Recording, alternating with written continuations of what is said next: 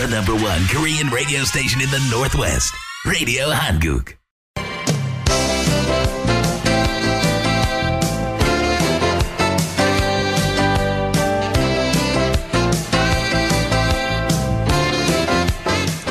(12시) 정보 데이트. 여러분 안녕하십니까. 12시 정보 데이트 홍승섭입니다. 정보 데이트는 여러분들이 알고 싶어 하시는 정보나 지역사회 화제를 전해드리고 있습니다. 오늘은 부동산 정보를 전해드리겠습니다. 뉴스타 부동산 시애틀 지사장 유근열 사장 모시겠습니다. 어서 오십시오. 안녕하십니까. 네, 반갑습니다.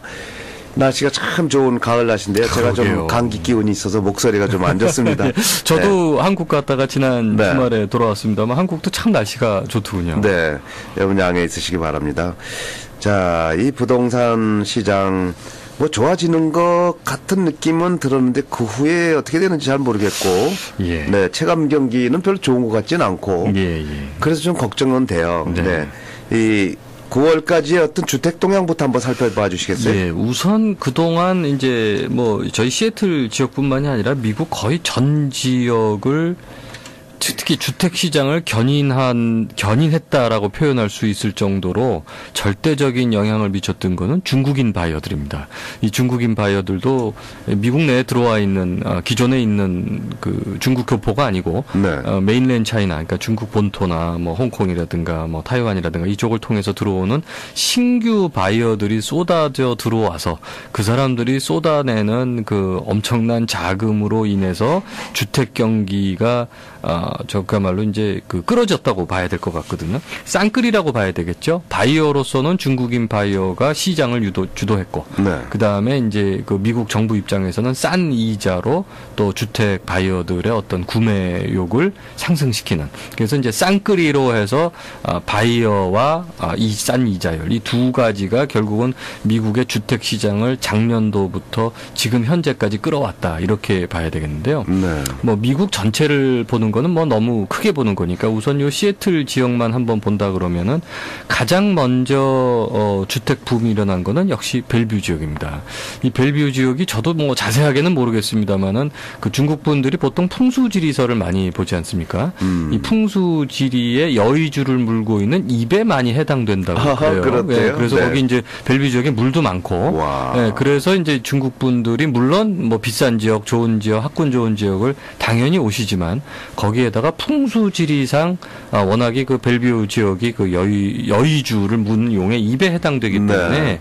더 많이 들어온다 이런 이제 얘기들을 많이 하시고요. 재밌네요. 네. 또 주택을 보실 때 그 중국 분들이 좀 특이하게 보시는 몇 가지가 있습니다. 우선 주택 정문을 열고 들어갔을 때 계단이 정면에 있으면 안 돼요. 계단이 정면에 있으면 안 된다. 그 다음에 또 보통 정면에 있는데.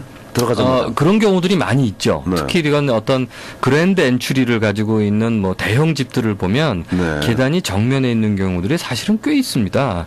그 다음에 이제 그 정면에 또 문이 있으면 안 됩니다. 그러면 복이 밖으로 달아난다라고 되어 있죠. 네. 그래서 어떤 일부 중국 분들 중에서는 이제 정면에 거실 쪽에서 나가는 부엌 뒤쪽으로 나가는 문이 있으면 그 문을 막아버리고 부엌 쪽에다가 새 문을 낸다든가 뭐 이런 아주 극단적인 방법까지도 취하시. 이기 때문에 네. 이 중국 바이어들한테는 이 풍수지리 부분도 무시할 수는 없고요. 워낙 그 위세가 당당했고 워낙 많은 자금이 들어왔기 때문에 실제로 지금 일부 빌더 중에서는 이 중국 분들의 구미에 맞추기 위해서 풍수지리가를 고용한다는 소리도 있을 정도로 네, 그만큼 이 바이어에서 중국 분들의 바잉 파워를 무시할 수 없는 상황이었던 거죠. 그렇군요. 그래서 이제 그 벨뷰에서부터 시작했던 그 바잉 파워가 최근 들어서는 레이크몬트, 뉴캐슬, 이사카 뭐 이런 지역까지도 지금은 많이 퍼져 있는 곳입니다. 예를 들어서 이제 레이크몬트 지역 같은 경우는 벨뷰 에리아긴 합니다만 그 학군이 이사카 학군이었거든요. 네. 또 사마미시도 물론 이제 마찬가지고요. 그래서 벨뷰 자체보다는 약간 선호도가 처진다라고 볼 수 있었는데 그럼에도 불구하고 최근 들어서는 벨뷰가 너무 많이 올랐기 때문에 이미 벨뷰 같은 같은 경우는 뭐 2007년도 8년도에 최고가를 훨씬 더 경신을 해서 굉장히 많은 퍼센테이지로 올랐거든요. 네. 그러다 보니까 이제 바이어들이 벨뷰 인근 에리아로 조금 퍼져 나가신 상태입니다.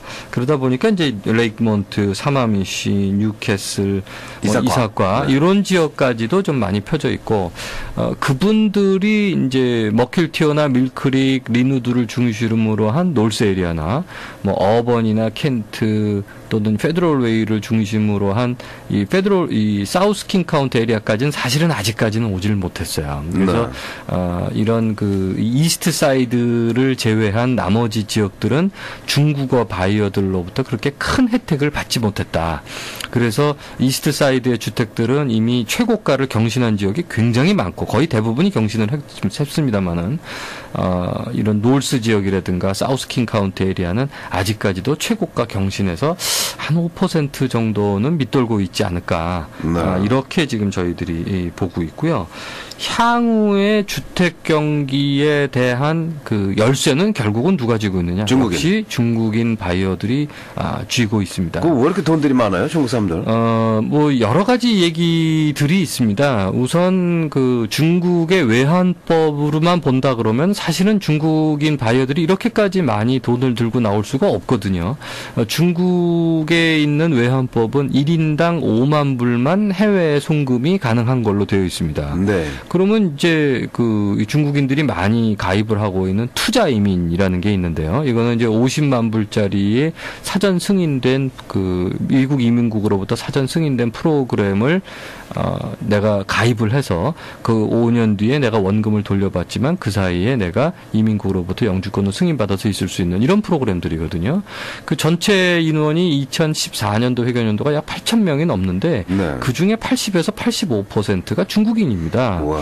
그러면 거기에 그 50만 불에 들어가는 50만 불과 또 비용이 5만 불에서 7만 불 정도가 추가로 들어가거든요. 네. 그러면 57만 불이나 되는 돈을 5만 불로 쪼개서 보낸다 그러면 12명의 인원이 필요하죠. 그렇죠. 그 12명의 인원이 필요해서 나오는 사람들이 과연 몇 사람이나 그렇게 나올 수 있을까라고 우리는 그렇게 생각을 하지만 수도 없는 수천 명의 사람들이 그 방법이나 또 다른 방법을 통해서 나올 수 있는 거죠. 뭐 또 다른 방법이라는 몰래 빼온 거죠. 뭐 네. 여러 가지 방법이 있겠죠. 예전에 저희 한국도 보면은 이제 무역금융이라든가 바깥쪽에서 벌은 돈을 안으로 이제 대한민국 안으로 송금을 하지 않는다든가 또 이런 여러 가지 방법을 통해서 네. 외화를 바깥쪽에서 사용하는 경우들도 사실은 많이 있지 않았습니까? 뭐 부끄러운 얘기지만 그렇습니다. 뭐 부정할 수 없는 사실이었고 그 당시는요. 저도 중국에 여러 번 갔는데 중국에 한국보다 한 30년 정도 그 의식 수준이나 이런 게 좀 뒤진 상태로 그리고 또 권력층들은 워낙 부정이 심하고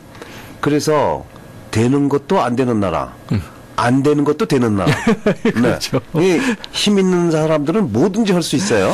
그것이 이제 그 어떤 그 자본주의의 경제가 발달을 많이 했지만 중국이 네. 거기에 따라서 의식 수준이 아니 거기까지 가지 그렇죠. 못했다. 또는 어떤 그 정부의 규제 힘이 거기까지 미치지 못했다. 한국도 이렇게 옛날에는 봐야 지금보다 한 30년 전에는 막 돈 막 빼돌리고 80년대, 70년대 다 그죠. 그렇게 된 경우가 많기 때문에 중국이 지금 그 한국의 80년대의 전철을 밟고 있다. 이렇게 네. 보면 될 것 같습니다. 그렇습니다. 뭐 어쨌든 수많은 돈과 수많은 인원이 중국으로부터 나와서 미국의 주택 경기를 끌어올렸다는 것만큼은 정말 부정할 수 없는 사실이고 무시할 수 없는 존재들이네요. 미국으로 봐선. 오죽하면 빌더가 중국 사람들의 풍수지리에 맞추기 위해서 계단을 정문 앞에 배치하지 않고 네. 밖으로 나가는 뒷마당으로 나가는 도를 정문 앞쪽에 배치하지 않는 이런 어떤 디자인적인 변화까지 이루었다 그러면 그들의 바잉 파워라는 건 실로 대단한 겁니다. 그러네요. 부정할 수 없죠. 네. 또 이런 바잉 파워가 아직까지 시애틀 전체 남북으로까지 흩어져 있지는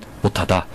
그러면 앞으로는 어떻게 보겠느냐? 이 사람들의 이 바잉 파워들이 계속적으로 유지가 되겠냐 안 되겠냐 이거를 이제 단적으로 물어보시는 분들이 많이 계십니다. 왜냐하면 사실은 이제 집을 사러 돌아다니시는 분들 중에 보면은요, 몇 년 전부터 못 사시는 분들이 계십니다. 그러니까, 이런 심리가 적용하는 거죠. 나는 항상 바닥일 때 나는 사야 되고 상투일 때 팔아야 된다라는 생각을 갖고 계십니다. 근데 네. 계속 내려가서 부동산 에이전트들이나 이런 어떤 그 신문지상이나 이런 쪽에서 지금이 바닥세입니다. 사셔야 됩니다. 못 믿으시는 거죠. 네. 내가 내 눈으로 보기 전까지는 이 바닥이라는 걸 믿을 수 없는 겁니다. 근데 이 중요한 거는요. 보통 일반인 분들께서 바닥이라고 눈이 보이시게 되면 이미 바닥이 아닙니다. 그건 이미 바운스 돼서 올라가고 있을 때 그것이 바닥으로 보이시는 거거든요. 이 경기라는 게 항상 몇 달치를 앞서서 가고 있기 때문에 내 눈에 바닥으로 보이면 바닥이 아닌 거죠. 이미 올라가고 있는 추세에 돌아선 겁니다. 네. 그러면은 시간이 지나서 내가 사려고 했을 때는 이미 또 오른 가격에 사셔야 되니까 아이고 이거 예전에 샀으면 이거 얼마짜리였는데 이 집이 얼마에 나왔었는데 이 물건이 얼마에 나왔었는데 내가 왜 이 웃돈을 주고 사? 금방 내려가겠지. 금방 내려가겠지. 결과적으로는 또 못 사시는 상황들이 오는 거죠. 그렇군요. 그래서 뭐 농담반 진담반으로 4, 5년 전에 보신 분이 아직도 보신 분이 계시다는 계속 얘기들 보고만 계시는 거죠. 보고만 계시는 거죠. 이런 분들은 계속 보고만 계셔야 되는 상황이 되니까 앞으로의 경기는 어떻게 되겠느냐. 결국 이런 중국인들 바이어의 열풍이 아직도 계속 불겠느냐. 저희가 보기에는 최근 1년 사이에 불어닥친 광풍만치 주택시장이 요동치지는 않는다고 보고요. 대신 꾸준하다고 봅니다. 왜냐하면 중국에서 이런 광풍이 부는 거는 이런 해외에 나와서 특히 미국에 나와서 집을 사야 되겠다는 거는 그 수요층이 있는 거거든요.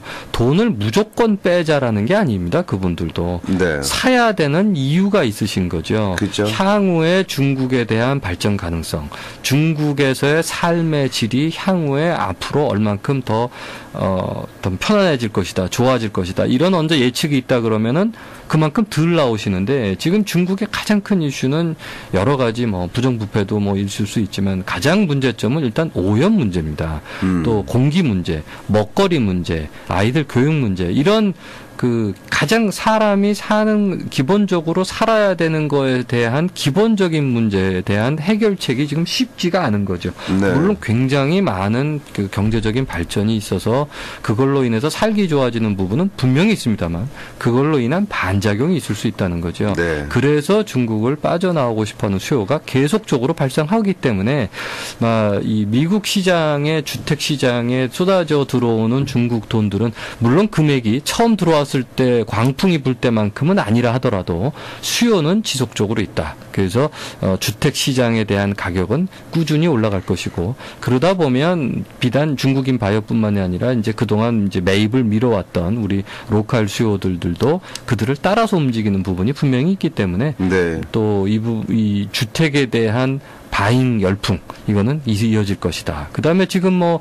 불과 오늘 아침에도 제가 뉴스에서 또 받았습니다마는 30년 융자가 4.08%밖에 안 되거든요. 굉장히 낮은 숫자입니다. 이런 숫자가 과연 얼마까지나 더 유지될 수 있을 것이냐. 우리가 상상할 수 없을 정도의 돈이 빌리언, 트릴리언 이런 정도의 규모의 돈이 이미 미국 시장에 풀렸지만 아직도 인플레이션은 일어나지 않고 있거든요. 그 얘기는 그 돈이 어디선가 잠자고 있다는 얘기입니다. 그 돈이 이제 그 시중에 풀려서 되면은 가장 먼저 이 돈이 많이 풀리게 되면 일어나는 것이 인플레이션. 인플레이션이 되면은 가장 먼저 발생하는 사회 현상이 부동산 가격의 상승입니다. 물가도 올라가죠. 그럼요. 이 부동산 가격의 상승은 피할 수가 없는 거죠. 그렇죠. 이미 돈이 엄청난 액수가 풀려 있기 때문에 그것이 내년도부터 많은 퍼센테이지로 오를 거냐, 금년도부터 많은 퍼센테이지로 오를 거냐에 대한 시기의 문제이지 그 나와 있는 돈 자체가 회수가 될 수가 없다는 거죠. 그렇죠. 많은 돈이. 그러니까 결론적으로는 주택 가격이나 건물 가격 이런 부동산 가격은 올라갈 수밖에 없다. 결국은 뭐 지금 부동산을 구매하고자 하시는 분들은 지금 사시는 게 빠르면 빠르서 좋다는 그렇죠. 그런 얘기가 되겠네요. 항상 그냥 지금이 매입할 시기냐, 예를 네. 들어서 매각을 해야 될 시기냐, 이런 여러 가지 이슈들이 있을 수 있는데요. 그런 이슈들에 대해서 너무 고민하실 필요가 없습니다. 더 sooner the better. 예, 네. 항상 내가 팔고 싶을 때 팔고 사고 싶을 때 사야 되는 거고, 그 시기를 약간 늦출 거냐, 약간 당길 것이냐에 대한 이슈지, 내가 꼭 사야 될 필요가 없고, 내가 꼭 팔아야 될 필요가 없다면 안 움직이시는 게 제일 그렇군요. 좋겠죠. 네, 알겠습니다. 자, 주택 동향 살펴봤는데 이제 현재까지 커머셜 동향은 또 어떤지요? 이 부분도 상당히 이제 논란 거리입니다. 지금 저희들 이제 1세대들이 대개 종사하시는 이제 스몰 비즈니스 업종들은 사실은 아직도 예전의 매상을 회복 못한 곳이 사실은 대부분입니다. 네. 하지만 어떤 특정 업종들은 이미 예전의 매상보다 훨씬 더 가고 있는 곳들도 이미 있거든요. 그 대표적인 것이 호텔 모텔 업계입니다. 이 호텔 모텔 업계들은 이미 예전 매상을 회복한 곳들도 상당히 많이 있고요. 네. 최근 주변을 보시면 새로 생기는 호텔 모텔도 굉장히 많습니다. 그동안 건축을 미뤄왔던 건축주들, 또 디벨로퍼들, 또 뭐 호텔 체인들이 최근 한 2년 사이에 호텔의 매출이 급상승을 하면서 그동안 미뤄왔던 건축들을 지금 부랴부랴 서두르고 있죠. 이런 대형 건설들은 이 퍼밋을 받는 데만 최소한 6개월에서 1년 걸리죠. 융자 해결해서 짓는데 또 1년, 2년 걸리죠. 최소한 아무리 짧아도 앞으로 2년 뒤를 내다보고 건축을 해야 되거든요. 네. 또 건축이 완공되고 난 다음에 최소한 5년 뒤에 이 매출을 예측을 해야 되기 때문에 오늘부터 호텔 모텔의 건축을 시작한다 그러면 앞으로 2년에서 7년 사이에 경기를 예측을 해야 된다는 얘기가 되죠. 이런 예측을 하기 위한 여러 가지 이제 자료들이 있습니다. 이런 여러 가지 자료들을 집중해서 본다 그러면 앞으로도 호텔 모텔 업계의 호황은 계속될 거라고 보고 있고, 지난 몇 년 전에 비교해 보면은 이미 상당 부분 가격을 회복을 했고 예전 가격을 일부 넘어선 지역도 발생하고 있습니다. 네. 보통 이제 뭐 호텔 모텔 중에서 이제 프랜차이즈가 있고 넌 프랜차이즈가 있죠. 프랜차이즈라고 하면은 컴포트라든가 퀄리티라든가 데이즌이라든가 이런 어떤 우리가 흔히 알 수 있고 신문이나 방송에서 광고를 하고 있는 그런 프랜차이즈들을 말하고 있는데요. 넌 프랜차이즈라 하면 이제 뭐 규모에 관계없이 이런 프랜차이즈를 갖고 있지 않은, 뭐 소규모로 본다 그러면 이제 모터인이라고 해서 이 99가라든가 어떤 이런 하이웨이 주변에 있는 넌 프랜차이즈도 있을 수 있고, 또는 고급으로는 어떤 리조트 에리아에 가면 이제 보티크 호텔이라 그래가지고요. 네. 굉장히 좋은 규모의 호텔들인데 프랜차이즈가 아닌 곳들이 있습니다. 네, 그런 경우들은 자기네들이 판매에 그만큼 자신이 있는 거죠. 네, 그런 경우는 이제 보티크 호텔들로 많이 가는데, 이런 호텔의 거래들은 주로 이제 연매상에 따라서 이제 배수들로 저희들이 거래가 되는데, 예를 들어서 시애틀 시애틀 I5를 중심으로 한 그레이터 시애틀 에리아의 어떤 호텔 모텔들의 거래들이 정말 많이 떨어졌을 때는 연매상에 3배 반 정도까지도 떨어졌고 4배 언더로는 다 내려갔었거든요. 네. 지금 이미 5배 가까이 달라는 데도 나오고요. 4배 반들 넘는 데들은 이미 많이 나왔어요. 그러면은 가장 쌌을 때에 비하면 거의 한 배수가 달리다는 겁니다. 연매상 200만 불짜리에 만약에 어떤 매매가를 보였다 그러면은 매매가가 예전하고 지금하고 200~300만 불 이상의 차이가 난다는 얘기거든요. 굉장히 큰 차이입니다. 네. 이런 차이점을 보인다는 건 뭐냐면 그만큼 향후에 투자 가능성도 좋다는 얘기거든요. 그러면 이제 비싸서 못 사는 거냐? 꼭 그렇지는 않습니다. 아까 말씀드린 대로 장사가 잘 돼도 파시는 분이 있고 장사가 안 돼도 사시는 분이 있거든요. 그러니까 이걸 꼭 사시겠다 파시겠다 하시는 경우에는 이제 그때 상황에 맞춰서 당시 시가에 맞춰서 거래를 하시면 이제 될 것 같고요. 아파트 같은 경우가 지금 굉장히 핫합니다, 시장이. 네. 통상 아파트는 투자 회수율이, 내가 샀을 때를 보면은요, 투자 회수율이 다른 상가 건물이라든가 이런 호텔 모텔보다 굉장히 낮아요. 네, 그게 얼뜻 이해가 안 되실 겁니다. 아파트를 사는데 이런 일일이 수많은 테넌트를 일일이 상대를 해야 되는데 어떻게 일반 상가 건물이나 비교적 수월한 상가 건물이나 호텔 모텔보다 투자 회수율이 적을 수가 있습니까? 그래서 저희가 이제 캡 레이트라 그래가지고 이런 네. 어떤 특정 레이트를 만들어서 그거를 기준으로 해서 매매가를 정하는데요. 이유는 간단합니다.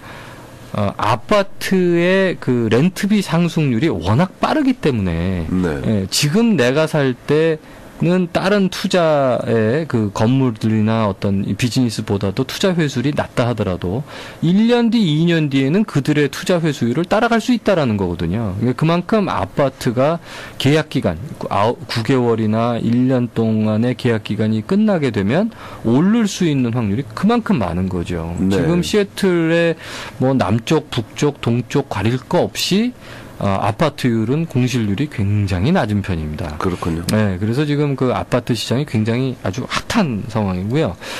반면에 이제 리테일 건물들이 아직까지 매기가 그렇게 다 살아났다고 보기는 조금 어려운 상황입니다. 이유는 그 서두에서도 말씀드렸습니다만 스몰 비즈니스가 아직까지 이제 그 예전만큼 올라오질 못했기 때문에 뭐 유닛도 조금 빈 곳이 있을 수 있고 또 다 찼다 하더라도 이제 투자 회수율이 예전보다는 조금 떨어진 곳들이 있기 때문에 네. 그 부분 때문에 리테일 건물들은 아직도 예전의 가격을 상승하기가 조금 어렵긴 합니다만 바이어 입장에서 이제 바꿔서 본다 그러면 지금이 오히려 사실은 움직이셔야 될 그런 때겠죠. 셀러 입장에서는 꼭 파셔야 될 이유가 없다면 지금은 조금 홀딩하시는 것도 셀러 입장에서는 나쁜 전략이 아니지만 네. 바이어 입장에서는 기다리실 이유가 없다. 그렇군요. 네. 자, 시간이 얼마 안 남았는데 상가 건물은 어떻습니까? 그 상가 건물이 지금 말씀드린 대로 이제 그 조금 이 셀러 입장에서는 좀 좋지 않은 마켓이긴 하지만 네. 바이어 입장에서는 굉장히 이제 좋은 그런 마켓입니다. 바이어 입장에서. 네, 그래서 바이어 입장에서는 조금 서두르셔야 되고 네. 셀러 입장에서는 조금 늦추셔도 나쁘지 않다. 만약에 지금 파셔야 될 이유가 있다면 그러면 현 시가에 맞춰서 한번 팔아보셔야 되겠죠. 은행 이자율 좀 간단히 점검해 보죠. 그렇죠. 뭐 은행 이자율 그러면 아까 주택 이자율은 잠깐 말씀드렸고 이제 커머셜 융자를 이제 크게 두 개로 나눠 본다 그러면은 SBA 융자 저희가 많이 아시는 SBA 융자가 이제 스몰 비즈니스 어소시에이션에서 하는 융자가 있고 또는 네.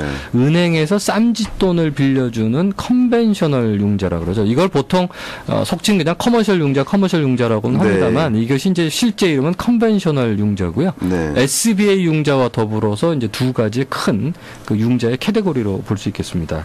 우선 이제 짧게 그냥 장단점만 먼저 한번 비교를 해봐 드린다 그러면 일단 은행 입장에서 돈을 빌려주는 은행 입장에서는 SBA를 선호를 합니다. 이유는 SBA라는 그 개런티 기관에서 최소 80% 정도를 개런티를 해주는 거죠. 정부에서 해주니까. 그렇죠. 정부에서 개런티를 해주는 거기 때문에 은행 입장에선 띄더라도 80%는 자기가 돈을 받을 수 있다는 얘기가 되는 그렇죠. 거거든요.